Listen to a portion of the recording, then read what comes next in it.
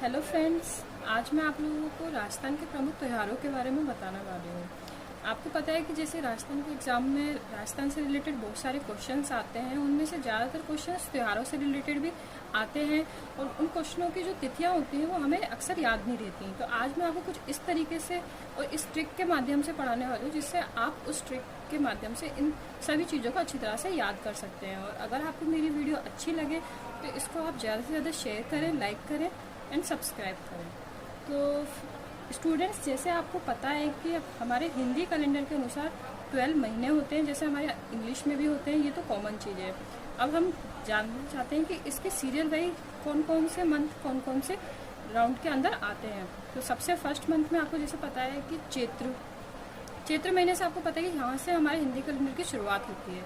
तो बेसिकली जैसे English calendar के अनुसार जैसे जनवरी से हमारे कैलेंडर की स्टार्टिंग होती है, ऐसे ही हिंदी पंचांग हिंदी कैलेंडरों के अनुसार हमारी चैत्र महीने से स्टार्टिंग होती है। ये ज़्यादातर आपको भी पता है कि ये होली के महीने के बाद आता है।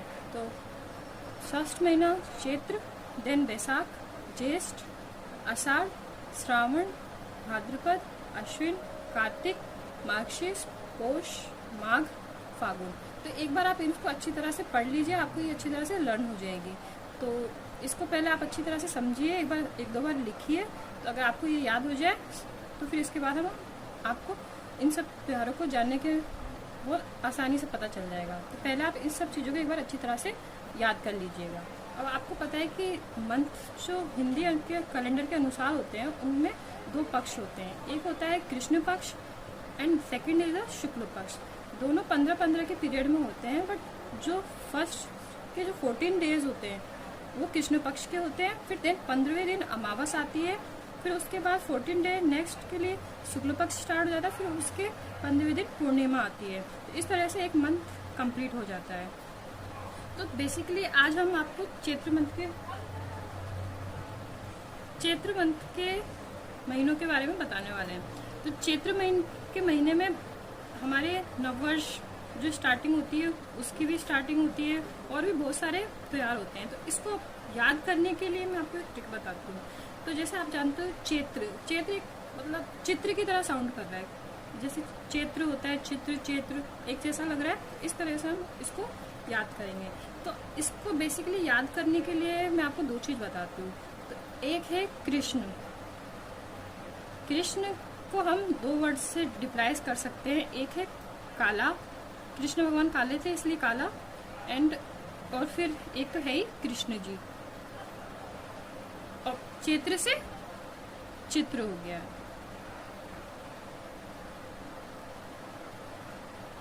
तो अब मैं आपको एक बताती जा रही हूँ, आप उसको देखिए आराम से। सबसे पहले हमने देखा धुलंडी।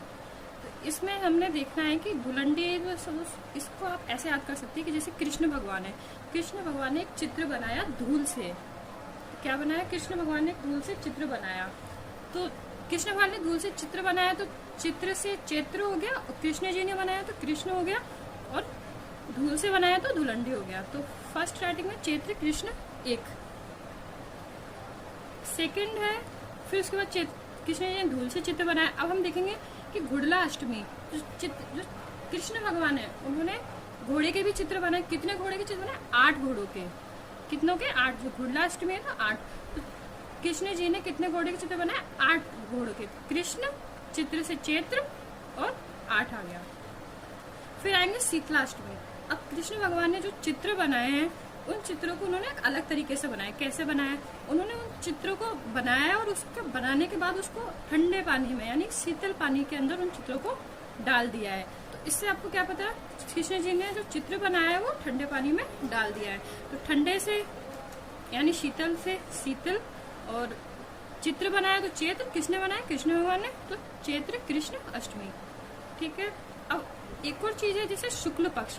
जैसे हम शुक्ल पक्ष की बात करेंगे तो शुक्ल के लिए हम कुछ भी यूज नहीं करेंगे। जिस भी मंथ में शुक्ल पक्ष के लिए यूज करें उसमें नाम है काला या कोई वर्ड का यूज नहीं करेंगे। ठीक है। उसमें हम स्टार्टिंग के महीने का यूज करेंगे और लास्ट के का। तो जिसमें कहीं कुछ नहीं है तो उसमें शुक्ल होगा, और जिसमें कृष्ण का उच्चारण हो रहा होगा तो उसमें कृष्ण का वर्ड यूज करेंगे। अब आते हैं नववर्ष या गुड़ी पड़वा।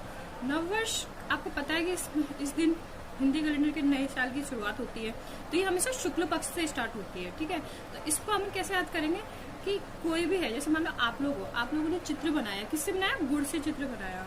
तो आप लोगों ने चित्र बनाया गुड़ से, तो चित्र से चित्र हो गया, किससे बनाया? गुड़ से हो गया, तो गुड़ से गुड़ी पड़वा हो गया, और कुछ नहीं है तो शुक्ल पक्ष आ ही जाएगा, और एक को नववर्ष होता है, तो इसको नववर्ष गुड़ी पड़वा बोलते हैं। ठीक है, नेक्स्ट हम आते हैं अरुंधति व्रत।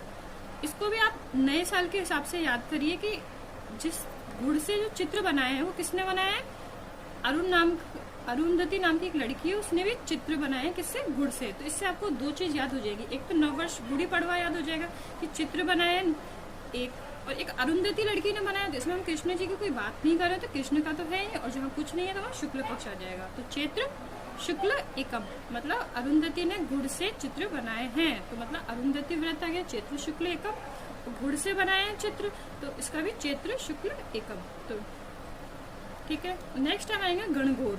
गणगौर आप लोगों को पता है कि गणगौर के अंदर गण और गौर, मतलब गणेश जी और गोरा जी थी ना पार्वती जी की हो। ठीक है, तो गणेश जी गोरा जी उन दोनों का भी चित्र बनाया। किसने चित्र बनाया? आपने बनाया है, तो मतलब 3 लोगों ने मिलकर चित्र बनाया है। तो चित्र बनाया है, तो चित्र से चैत्र 3 लोगों ने बनाया, तो 3, और जहाँ कुछ नहीं है तो शुक्ल पक्ष आ गया। ठीक है, अशोकाष्टमी। अब अशोक का भी एक अशोकाष्टमी, अशोक का जो वृक्ष होता है ना, हाँ, तो उसका भी चित्र बनाया गया है। तो चैत्र शुक्ल अष्टमी, अष्टमी का 8 आ गया।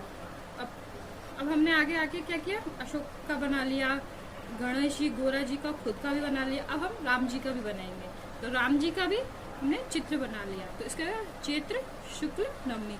अब एक बार मैं आपको इसको अच्छी तरह से रिवाइज कर देती हूँ। जैसे धुलंडी था, तो हमने बोला कि कृष्ण भगवान ने धूल से चित्र बनाया, तो कृष्ण भगवान ने धूल से चित्र बनाया, तो चित्र से चैत्र हो गया।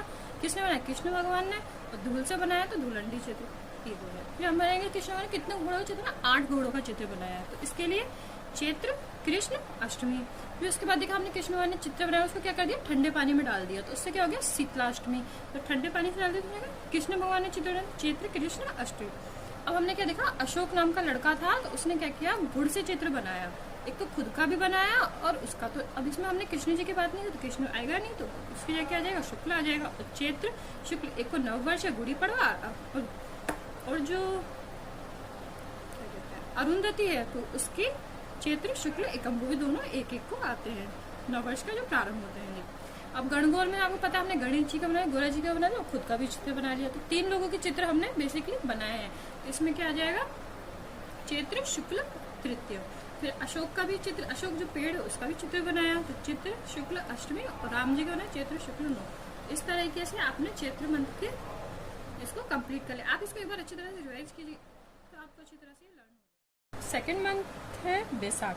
अब हम बैसाख महीने के पढ़ेंगे, जैसे हमने चैत्र महीने के पढ़े थे। बैसाख के लिए साख से हमें क्या करना है? साख, यानी जो मछली होती है ना शार्क, उस टाइप से। तो साख से क्या हो जाएगा? शार्क मछली। तो अब हम इसमें 2 ही तैयार हैं, इनको एक बार देख लेते हैं। आखा तीज और अक्षय तृतीया, ये होता है वैशाख शुक्ल तृतीया। तो आखा तीज और अक्षय, मतलब अक्षय नाम का एक लड़का है। क्या है? अक्षय नाम का लड़का, जिसकी शादी किससे कराई गई है?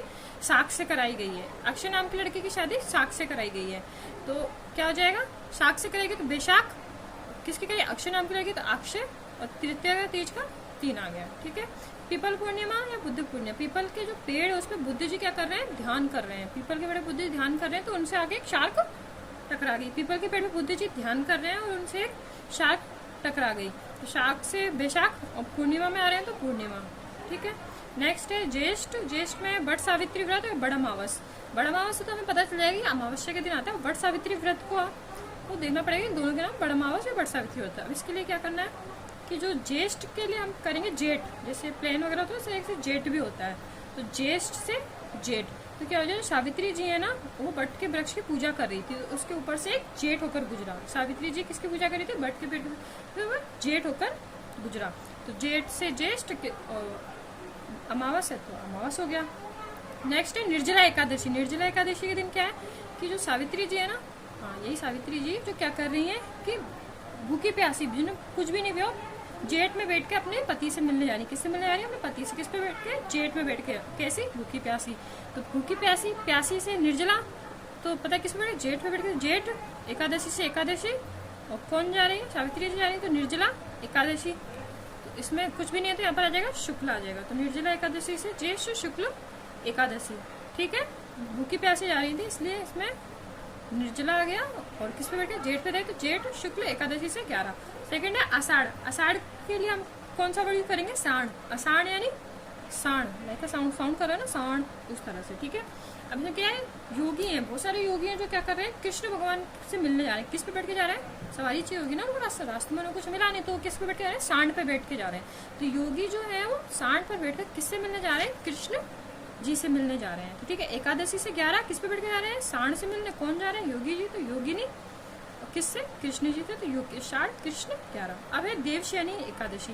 जो देवता होते हैं देवशयनी, देवशयनी का पता है, इसके बाद से सारे अच्छे काम बंद हो जाते हैं, फिर जब देवता जगते हैं तब उस टाइम पे सारे काम दोबारा शुरू होते हैं। तो देवशयनी एकादशी, देव सो गए, किस पे सो गए, सांड पर सो गए। किस पे सो गए, सांड पर। तो कहाँ कुछ भी नहीं आ रहा, कृष्ण जी की बात हो ही नहीं रही, तो यहाँ पर शुक्ल आ जाएगा। और किस पे सो रहे, सांड पर, एकादशी से 11। गुरु पूर्णिमा। गुरु पूर्णिमा जैसे हमारे गुरु होते हैं ऐसे सांड के भी गुरु है, तो गुरु पूर्णिमा से क्या हो जाएगा, आषाढ़ पूर्णिमा, ठीक है। नेक्स्ट है श्रावण। श्रावण के महीने में क्या होती है, बारिश होती है। श्रावण के महीने में सबसे ज्यादा बारिश होती है। तो बारिश के महीने में क्या होते हैं, जो बिल सांपों से बिल वगैरह, बिल होते हैं ना, उनसे सांप वगैरह निकलते हैं, काले काले घने घने, तो ठीक है। तो श्रावण के महीने में होते हैं। नाग पंचमी, तो इसके लिए श्रावण के महीने में निकलते हैं। तो श्रावण कैसे निकलते हैं, काले। तो हमने बताया था ना कि हम कृष्ण जी के लिए कृष्ण और काले का यूज करेंगे, तो सांप किस थे, काले।